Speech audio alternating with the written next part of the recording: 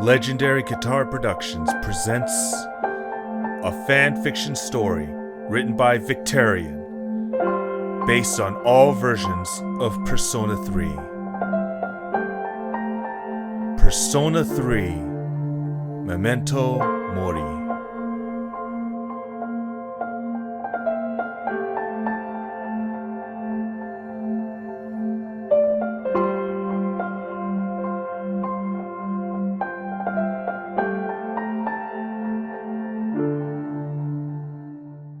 Quit bothering me! Leave me alone! I can't. They say there's all sorts of scary people there. I don't want you to go to a place like that. Where I go is none of your business. Why should you care? Makoto turns around to see what's going on. In the crowd of nobodies stands two girls. One is tall and dark-skinned, the other short with light blue hair. The small one was plainly the soft-spoken one, while the tall one was clearly the angry one. I have to care. Why? Of course, I'm not even sure why I'm listening to this. So perhaps it's not in my place to judge the meek girl. God, you're so annoying! What is with you? I only hang out with you to mess with you. Seriously, stop acting like we're friends.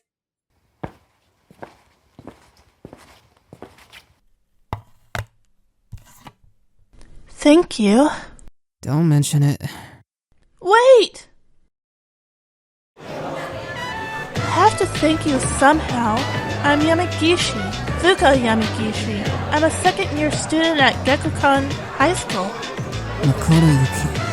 That's a nice name. Why do you have to care? What? She said you shouldn't, right? But you still fought with her. I know.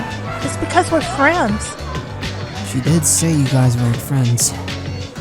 She was just angry. It's my own fault Moriyama-san is mad at me.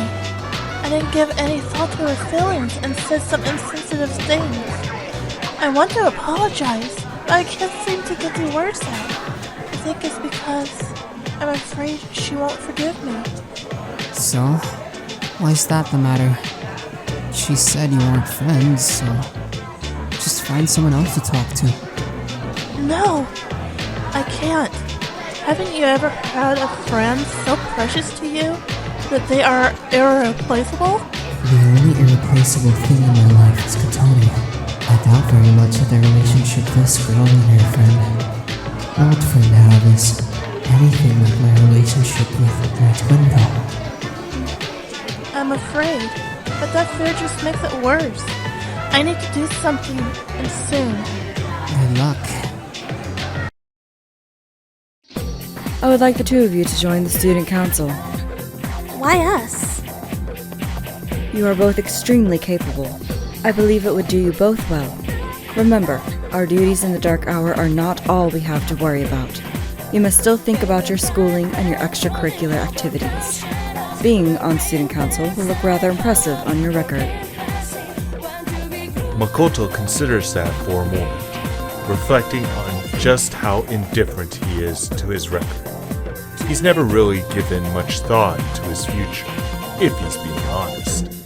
He'll find some job that pays reasonably enough, and stay by Kotone's side for as long as she needs him. That's all there is to it. We'll think about it. You don't need to attend every meeting, of course. Just show up when you can and help out whenever possible. Guess you guys drew the short straw again. But don't worry, it'll look real good on your record. Leave them alone, Junpei. She didn't pick you because you're unreliable. Makoto leaves them to their bickering. One of the nice things about being quiet all the time is that eventually, no one questions it. When you don't feel like taking part in the conversation, you can just blend into the shadows and not worry about it. Kotone does not have that same luxury. Her purpose for the past few years has been to light up any room she steps into, to be the center of attention and spread happiness wherever she can. when she falls silent here, it's instantly noticeable. Hey, sis. Let's go talk to Toriyumi. What? Oh, right. What do you think about student council? It'll fill time. There are worse things to do after all. Yeah, that's what I was thinking. I've had a little too much time on my hands. Sis, if ever you feel lonely, just come to my room. We'll listen to music. Are you really okay with me just coming to you in the middle of the night? You used to do it all the time, remember? And I can sleep anytime. If you keep me up at night, you already know I'm sleeping through class. Sometimes I think I'm a bad influence on you. I didn't get that from you. A quick conversation with Toriyumi grants them permission to join the council, but they don't get any further than introductions today. He doesn't really pay attention to the names of his new peers, instead electing to watch the increasingly strained smile on his sister's face.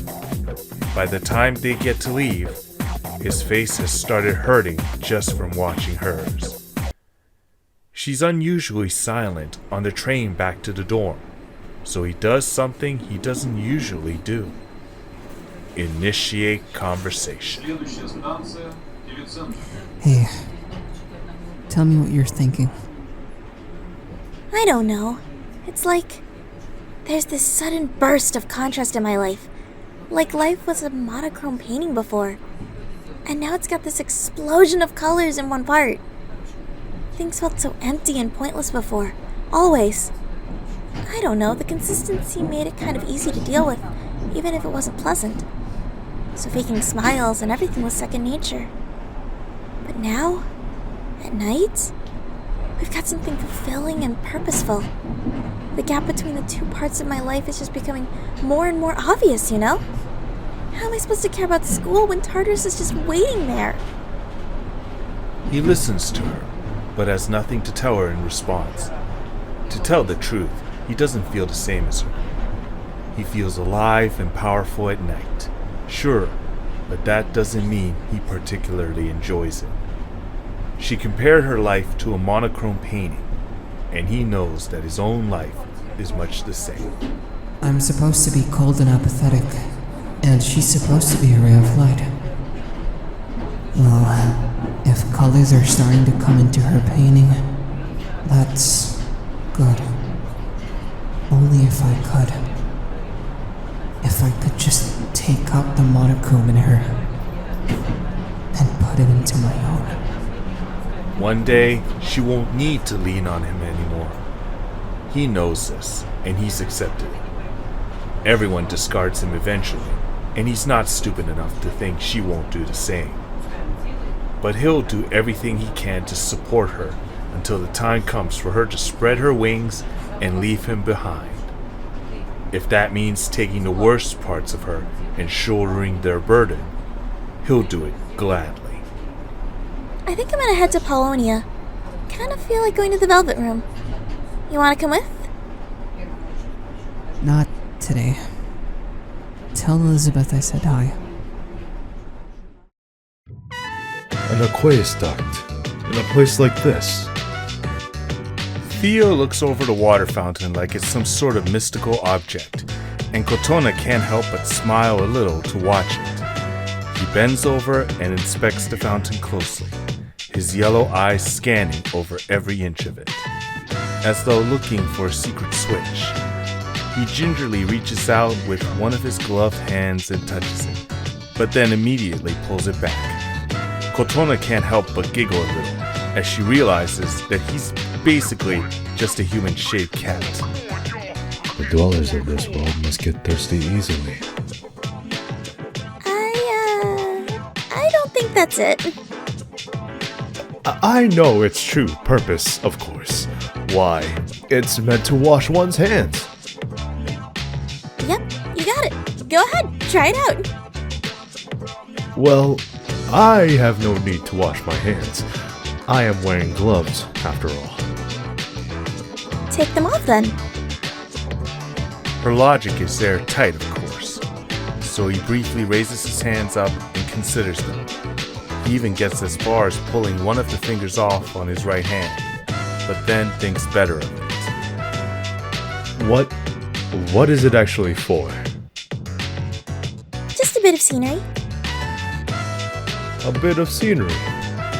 I see. What is this facility here? Photographs? Most wanted. Reward. I see. So the concept of subjugation requests is not unknown here. Well, in that case, I'd assume you need to bring back a piece of the body as proof of your kill. If there are hunters of such talent in this world as well, I may want to make a few requests of my own. But on second thought, perhaps not. I already have you, our finest guest, for that. The question of what exactly Theo is enters her mind once more.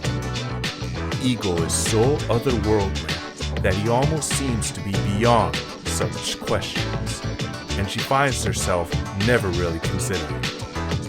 Theo, on the other hand, seems almost human, but not quite.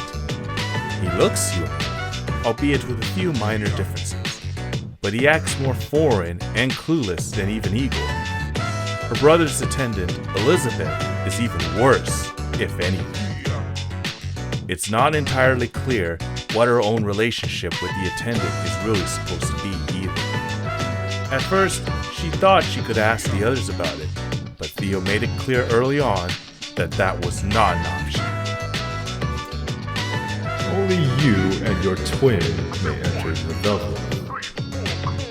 You hold the power of the wild card, a power the others do not share. As such, only you two will see the door, and only you may enter. Never had they prohibited her from telling the rest of the C's about the Velvet Room, but Kotone refrained from explaining it anyway. The whole situation was crazy enough as it was. She didn't want to try and add another layer to it. If ever it became necessary, she would tell them everything. But that time hadn't come yet. What is this? Ah, could this be the Club of Rumor? Dancers, dictated by the sway of one's inner passions. A subterranean garden of uninhibited spectacle. This marks my first time seeing it in person.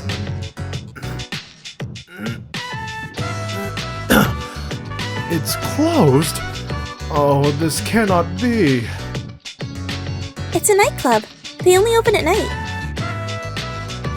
Oh, it seems I have no choice but to turn back.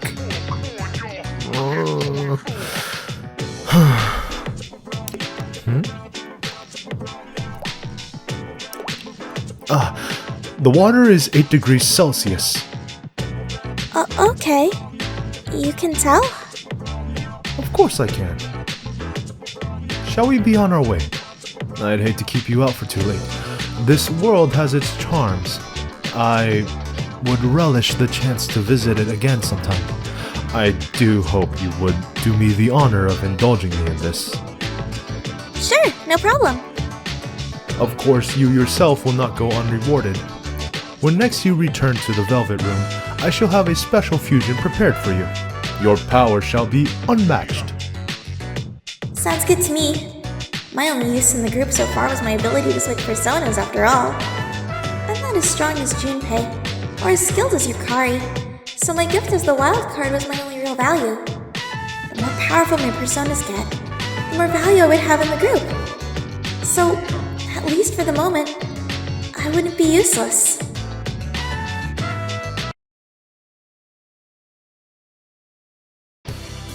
Don't you feel happy when you go to a flower shop? There's so many colors and they're all so pretty. Yeah, sure. Guess you're not really into this kind of thing, huh? You were a bit of a tomboy. Wait, what? Oh, nothing. I dream about having a room just full of flowers one day. Hey, do you have a favorite flower? Roses. Huh? Roses? Oh, don't get me wrong. It's just that roses always seem to have this mature, adult woman feeling to them. It's more that I'm just a hopeless romantic. If that's a joke, I can't really tell. Something about it puts her off, though. I'm supposed to stay alone. I thought she'd think the same. She's so strong and independent, how can she possibly dream about romance? I probably shouldn't get any today. I already have lots of flowers. Hey, do you mind if we stop by the pharmacy? I ran out of my color of lip gloss. I was thinking... Sorry, I got a phone call. Oh.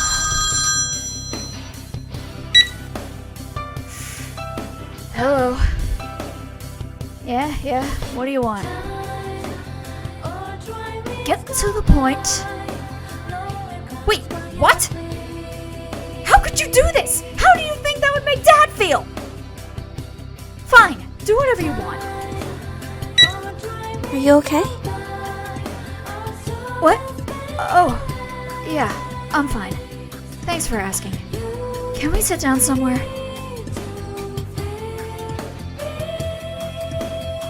You probably guessed who was on the phone, right? Yeah, it was my mom. She said she wants to get remarried. I'm guessing you're not a fan of the guy then, right? I don't even know him. She goes through boyfriends so quickly, I can't keep up. I mean, I guess it doesn't really matter if she gets remarried, but I just can't stand the way she's been living. It's not fair to my dad. Sorry, I'm fine now. Thanks for listening. I'll never be like her. I'll never be that weak. I'll show her that I can be happy all by myself.